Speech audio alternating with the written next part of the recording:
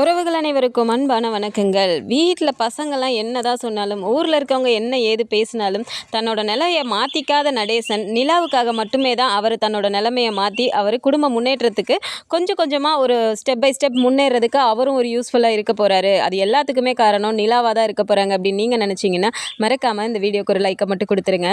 So Manohar வீட்டுக்கு வந்தவர் அப்போவே வந்துட்டு நடேசனுமே சொல்லிடுறாரு, என் மேலே மருமகளுக்கு கொஞ்சம் கோவம் அப்படின்னு சொல்லிட்டு நடந்த விஷயம் எல்லாத்தையும் சொல்லும்போது அங்கே மனோகருக்கே ஒரு மாதிரி சங்கடமாகுது. நம்ம பொண்ணுக்கெல்லாம் இப்படி ஒரு நிலைமை வரும்னு நம்ம நினச்சே பார்க்கலையே. இவ தானே பிடிவாதமாக நின்று இந்த பையனை வேணும்னு கல்யாணம் பண்ணா, இந்த வீட்டில் என்ன இருக்குன்னு இவ இப்படி பண்ணுறாலோ தெரியல அப்படின்னு சொல்லிட்டு கோவிலுக்கு கூட்டிகிட்டு போயிட்டு அங்கே போய் இவராகவே கேட்குறாரு, என்னம்மா உன் மாமனார் கூட பிரச்சனை அப்படின்ட்டு. பிரச்சனையெல்லாம் ஒன்றும் இல்லையப்பா அப்படின்னு சொன்ன உடனே, இல்லையம்மா அவர் வேறு மாதிரியில் சொன்னார் அப்படின்னோடனே, என்ன சொன்னார் அப்படின்னு கேட்கும்போது எல்லாத்தையுமே மனோகர் சொல்லும்போது, ஓட்ட வாய் எல்லாத்தையும் சொல்லணுமா அப்படின்னு சொல்லிட்டு புலம்புறாங்க. என்னம்மா ஏதோ சொன்னியா அப்படிங்கிறாங்க. அதெல்லாம் ஒன்றும் இல்லைப்பா அப்படிங்கிறாங்க. என்னம்மா இது, உனக்கு என்ன தலையெழுத்தா? இப்படி ஒரு டிவி வாங்குறதுக்கு கூட பட்ஜெட் போட்டு வாங்கி அதையும் இஎம்ஐ கட்டுறதுக்காக கொடுத்துட்டு ஏம்மா இப்படிலாம் நீ பண்ணுற? ஆனால் அன்னைக்கு ரிசப்ஷனில் மைக்கை பிடிச்சி உன் குடும்பத்தை பற்றி எப்படியெல்லாம் பேசினேன். ஆனால் நீ பேசுனதுக்கும் இந்த குடும்பத்தில் இருக்கவங்களுக்கும் கொஞ்சம் கூட ஒரு இதே இல்லையம்மா. நீ பேசின அந்த இதுக்கெல்லாம் இவங்கெல்லாம் ஒர்த்தே கிடையாதுமா அப்படிங்கிறாங்க. ஏன்பா அப்படி சொல்கிறீங்க அப்படிங்கிறாங்க. பின்ன என்னம்மா, உன்னை நான் இப்படியா வளர்த்தேன்? இப்போ நீ காட்டி ரோட்டில் அப்பா இந்த கார் வேணும்ப்பான்னு எவ்வளோ காஸ்ட்லி காரை கேட்டினாலும் அடுத்த நிமிஷம் நான் உனக்காக கொண்டு வந்து நிறுத்துவேண்டா. ஆனால் நீ ஒரு டிவி வாங்குறதுக்கு கூட பட்ஜெட் போட்டு காசு சேர்த்து அதுவும் வாங்க முடியாமல் போகிற ஒரு நிலைமைக்கெல்லாம் நீ இருக்கணும்னு, இதெல்லாம் உனக்கு தேவையா நீ சொல்லு அப்படிங்கிறாங்க. பா அப்படி இல்லைப்பா, இந்த நிலைமை என்ன இப்படியேவா இருக்க போகுது, கொஞ்சம் கொஞ்சமாக மாறிடும்பா அப்படின்னு இங்கே மனோகர்கிட்டே எடுத்து சொல்கிறாங்க. ஆனாலும் மனோகர் நான் வாங்கி தரேன்டா அப்படின்னு சொல்லும்போதும், இல்லைப்பா அது வேண்டாம், அது நாங்களே வாங்கிக்கிறோம் அப்படின்னு சொல்லும்போது, என்னம்மா உங்களோடதுன்னு பிரித்து பேசுகிற, அப்போ நான் வேற யாரோங்கிற மாதிரி பேசுகிறியே அப்படிங்கிறாங்க. அப்பா அப்படி இல்லைப்பா, இப்போ நான் கொண்டு போய் வாங்கி வச்சேன்னா எல்லாருக்கும் அதை இது பண்ணுறதுக்கு ஒரு மாதிரி சங்கடப்படுவாங்கப்பா வீட்டில். அதே எல்லாரும் சேர்ந்து வாங்கணும்னு வச்சுக்கோங்களேன், அது எல்லாருக்குமான பொருள்னு அந்த ஒரு உணர்வே தோணாதில்ல. அதுக்கு ஏன்பா நான் ஒரு தான் காரணமாக இருக்கணும், அதனால தான்ப்பா சொல்கிறேன் அப்படின்னு நிலாவும் சொல்லிடுறாங்க. சரின்னு மனோகருக்கு நிலா கிட்ட எதுவுமே பேச முடியல. வீட்டுக்கு வந்ததுக்கு அப்புறமா இப்போ சோழன் கிட்ட பேசணும் அப்படிங்கிறதுக்காகவே திருவண்ணாமலையிலேருந்து நானே டிரைவ் பண்ணிட்டு வந்தது ஒரு மாதிரி இருக்குப்பா, கொஞ்சம் நீங்கள் வரீங்களா மாப்பிள்ள அப்படின்னோடனே, கண்டிப்பாக வரேன் மாமா, நீங்கள் கூப்பிட்டு வராமல் இருப்பேனா அப்படின்னு இப்போ சோழனும் கிளம்பி போகிறாரு. இப்போ மனோகர் அவரை சொல்ல வேண்டிய எல்லாத்தையும் சொல்லிடுறாரு. இதெல்லாம் தேவையா என் பொண்ணுக்கு? இப்படி பட்ஜெட் போட்டு வாழ்கிற வாழ்க்கையெல்லாம் என் பொண்ணுக்கு இதெல்லாம் புதுசு, இதெல்லாம் ஒரு அப்பாவாக என்னால் பார்க்க முடியல மாப்பிள்ள. பேசாமல் இங்கே ஒரு ஃப்ளாட் வாங்கி தரேன், உங்களுக்கு தேவையான எல்லாமே நான் அதில் வாங்கி வச்சிடுறேன், நீங்கள் தனி கொடுத்தன வந்துடலாம்ல அப்படின்னு சோழன்கிட்டையுமே சொல்கிறாரு. ஆனால் சோழனுமே இருந்துட்டு, என்னம்மாம்மா நீங்கள் நிலாவை பற்றி நல்லா புரிஞ்சுக்கிட்டுமா இப்படி கேட்குறீங்க? அவளுக்கு அந்த வீடு தான் முக்கியம், அந்த வீட்டை விட்டு நீங்கள் என்ன தான் கோடி கோடியாக கொட்டி கொடுத்தாலும் அவள் வரமாட்டாமாம்மா அப்படிங்கிறாங்க. மாப்பிள்ள நிலா அப்படி தான் சொல்லுவா, உங்களுக்கு தெரியாததா எவ்வளோ பெரிய வீடு, அங்கே நிலாவை நான் எப்படியெல்லாம் பார்த்துக்கிட்டேன், எப்படியெல்லாம் இருந்தவாவை, ஏறினாலே காரில் தான் ஏறுவா, இறங்குனாலும் காரில் இருந்து தான் இறங்குவா. அப்படி இருந்த என் பொண்ணு இப்போ இங்கே வந்துட்டு இப்படிலாம் கஷ்டப்படுறதை என்னால் பார்க்க முடியுமா சொல்லுங்கள், என் இடத்துல இருந்து யோசிச்சு பாருங்களேன் அப்படிங்கிறாங்க. சோழன் அப்படி யோசிக்கிறாரு. நீங்கள் நிலா கிட்ட கொஞ்சம் சொல்லி புரிய வைங்க, அவள் வேணான்னு தான் சொல்லுவா, நீங்கள் தானே பேசணும் அப்படிங்கிறாங்க.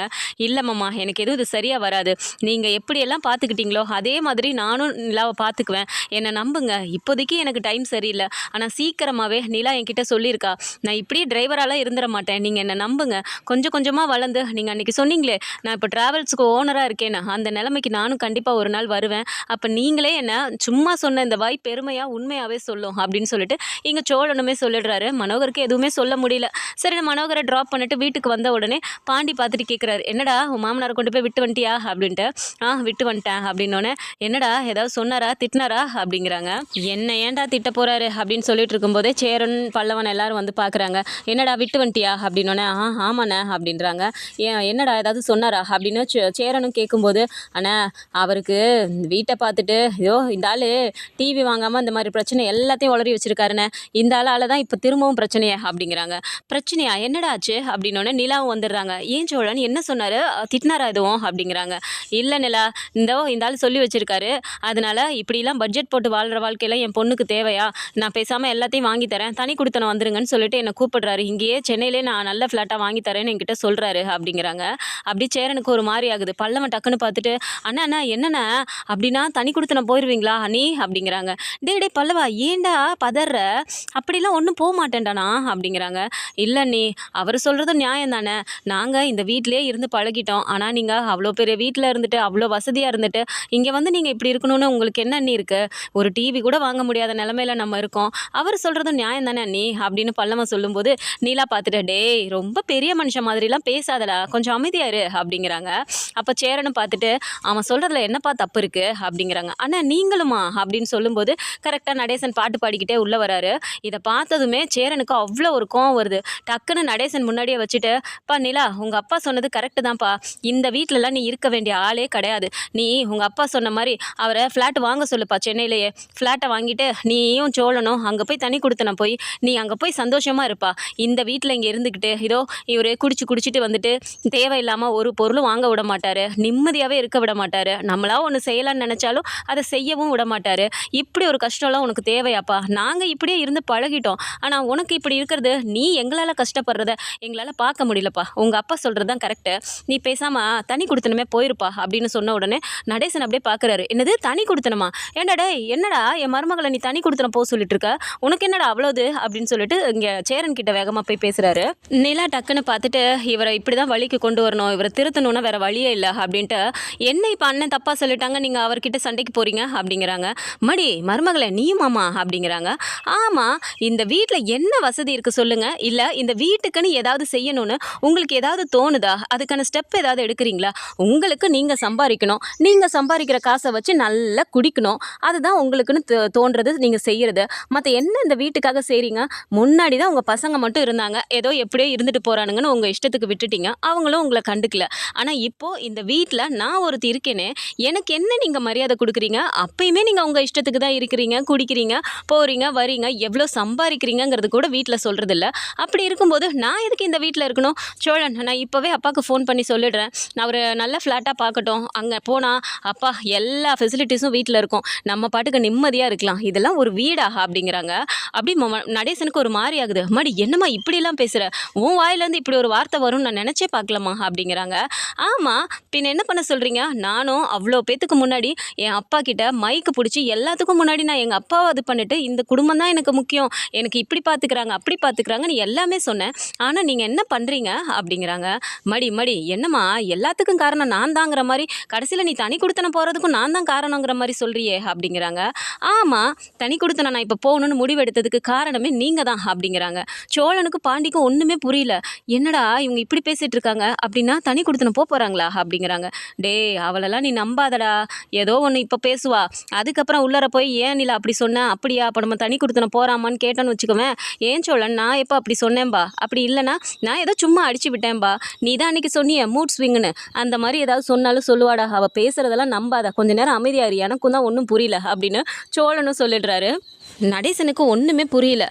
நான் என் முடிவில் அவ்வளோதான், முடிவு எடுத்துட்டேன், நான் அப்பா கிட்ட பேசிடுறேனே அப்படின்னு சொன்னோன்னே சரிப்பா அப்படின்னு சொல்லிட்டு இங்கே சேரன் பார்த்து கிச்சனுக்கு போகிறாரு. பின்னாடியே நடேசன் போயிட்டு, டே சேரா நில்லடா, என்னடா அந்த பொண்ணு நீயே தனி கொடுத்தன போக சொல்கிற, அதுவும் போகிறேங்குது, என்னடா அந்த பொண்ணு இல்லைன்னா அந்த வீடாக இருக்குமாடா அப்படிங்கிறாங்க.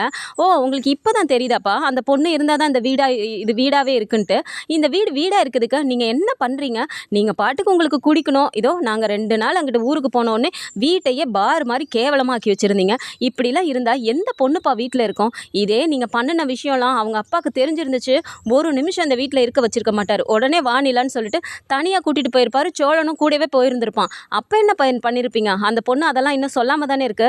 ஏன் இப்போ நடந்த பிரச்சனையை கூட அந்த பொண்ணா வாயை திறந்து சொல்லலை, எல்லாமே நீங்கள் தான் சொல்லியிருக்கீங்க அப்படிங்கிறாங்க.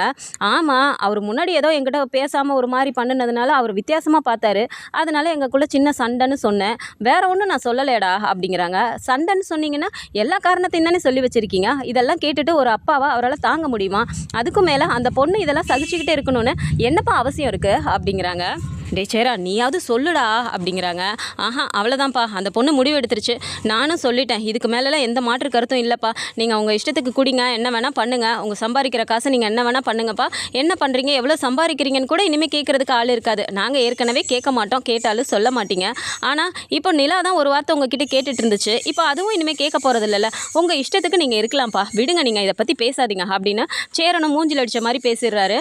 நடேசனுக்கு முகமே ஒரு மாதிரி ஆகி இப்படியே வெளியில் போய் உட்காந்துடுறாரு. வந்துடுறாரு. அப்படியே நிலா நைஸாக போய் எட்டி பார்க்குறாங்க என்ன பண்ணுறாருன்னு. அவர் அப்படியே உம்முன்னு ஒரு மாதிரி சேடாக உட்காந்துட்டு இருக்கதை பார்த்துட்டு இப்போ நேராக கிச்சனுக்கு போகிறாங்க. அப்போ சேரன் பார்த்துட்டு வாப்பா நிலா ஏதாவது வேணுமா அப்படிங்கிறாங்க. என்னென்ன ஆள் ரொம்ப ஒரு மாதிரி டல் ஆகிட்டாரு, நான் வீட்டை விட்டு கிளம்புறேன்னு சொன்னோன்னே அப்படிங்கிறாங்க. பின் என்னப்பா எனக்கே அவ்வளோ கோவம் வந்துருச்சு அப்படின்ட்டு, ஏன்னா நீங்கள் சீரியஸாக தான் சொன்னீங்களா என்னை தனி கொடுத்தன போக சொல்லி அப்படிங்கிறாங்க. என்ன பண்ணலா இப்படி பேசுகிற, இப்படிலாம் நீ கஷ்டப்படணும்னு உனக்கு ஏதாவது இருக்கா சொல்லு, அதுவும் இவரெல்லாம் திருந்தவே மாட்டாருப்பா, அவர் அன்னைக்கு வச்சிருந்த கோலத்துக்கு எனக்கே அவ்வளோ கோவம் வந்துச்சு, உங்கள் அப்பாவுக்கு அதெல்லாம் தெரிஞ்சா எப்படி இருந்திருக்கும் நீ சொல்லு அப்படிங்கிறாங்க. அண்ணா அதெல்லாம் விடுங்கண்ணே, குடும்பம்னா அப்படி இப்படி இருக்க தான் செய்யும், நம்ம தான் அனுசரித்து போகணும், அதுக்காக நான் அப்படியெல்லாம் போக மாட்டேனே அப்படிங்கிறாங்க. என்ன நிலா சொல்கிற, அப்படின்னா நீ சும்மா தான் சொன்னியா அப்படிங்கிறாங்க.